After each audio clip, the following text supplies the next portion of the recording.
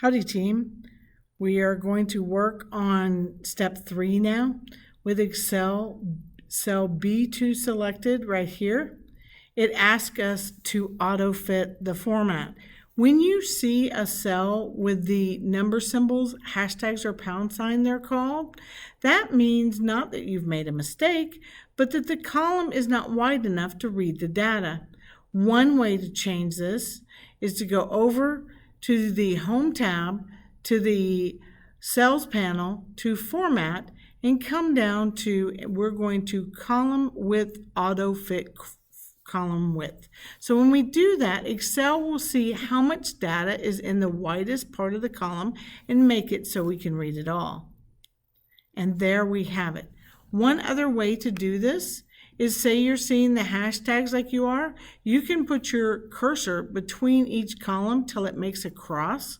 See how it makes a cross there?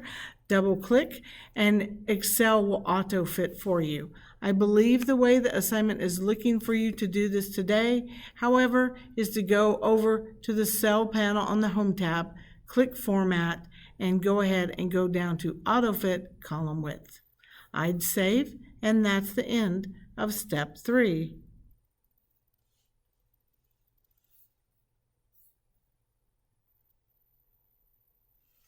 Step 4, insert a lookup function in cell C5.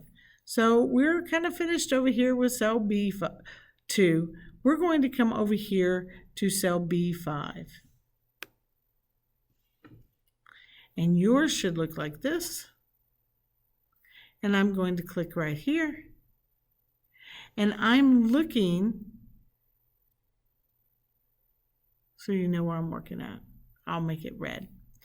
It says, let's make a lookup function in cell C5 to display the ring cost for the first student.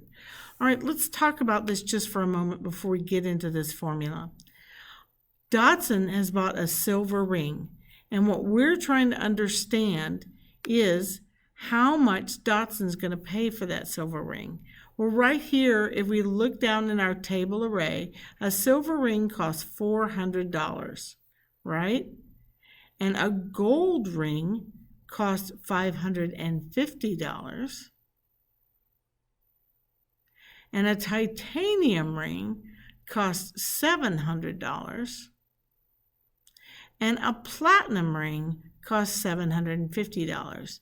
The reason why I'm giving you some different colors is for you to realize that when we make a VLOOKUP formula, it will look in this table and determine if Dotson bought a silver ring, it'll return a price of $400.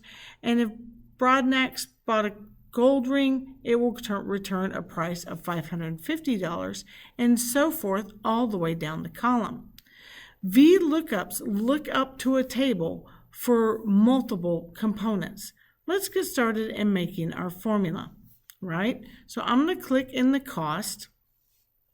I'm going to go to my Formulas tab. I'm going to go to what's called Lookup and Reference Formulas. I'm going to click that arrow and go all the way down to VLOOKUP. The function argument pops up and says, where do you want your lookup value? Well, we want to determine the lookup value by ring type. So I'm going to click into cell B5. And it's now asking in the lookup, where do we look up the information for that value of the type of ring? Well, we're going to look it up in our ring type cost table area. So I will actually click cells A16 to cell B19. However, I do not want Excel to go past these rows or past these columns. I only want them to look in these 4 rows and in these 2 columns of ring type and cost. So I'm going to highlight my array of A16 to B19, and I'm going to hit the F4 button. Now, if you're on a laptop, you may need to click the FN key as well as F4. FN allows you to raise to those other values. If you can't click those, you can also just insert a $sign before each column and before each row to tell Excel we are going to have a relative cell reference of only A16 to B19.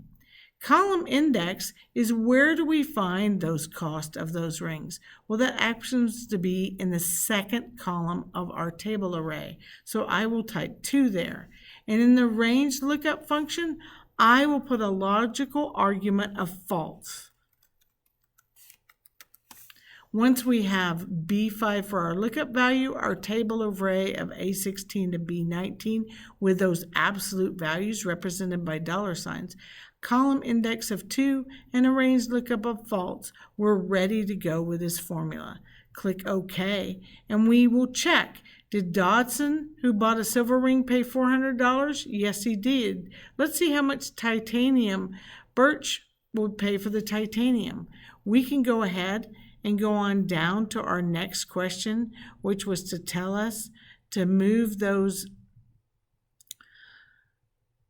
step 5 is telling us to copy the formula down from cell C5 all the way down the range. So I can click on cell C5 and see this little autofill handle I get here with this little green dot.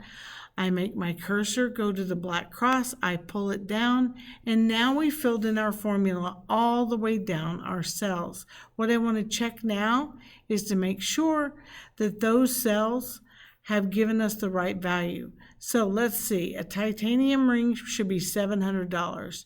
We have a titanium ring there for $700. And another titanium ring here for $700. I feel pretty confident that we have indeed calculated the right values and the cost of the rings. I would save at the end of step 5.